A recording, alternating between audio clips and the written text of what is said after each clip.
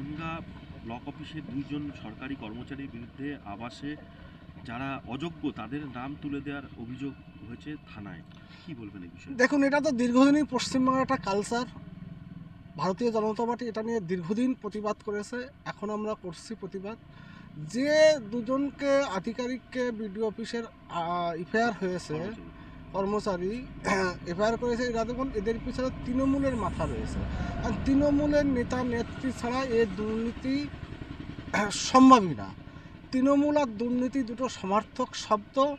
সেই সমার্থক শব্দের বলেই আজকে এই যারা কর্মচারী আছে, তৃণমূলের নেতারা পিছনে আছে বলে যে চাকরি যাবে না, আমাদের দাদারা আছে, তার জন্য সেটা যেটা হবার সেটা হচ্ছে আবাসের টাকা সঠিকভাবে গ্রামগঞ্জে যে যাদের ন্যায্য অধিকার, যাদের পাওয়া যোগ্য, তারা পাচ্ছে না। মানে এটাই বড় প্রমাণ নাকি? এটাই বড় দেখুন, দুর্নীতি যে আমি প্রথমেই বললাম, তৃণমূল আর দুর্নীতি দুটো সমার্থক শব্দ।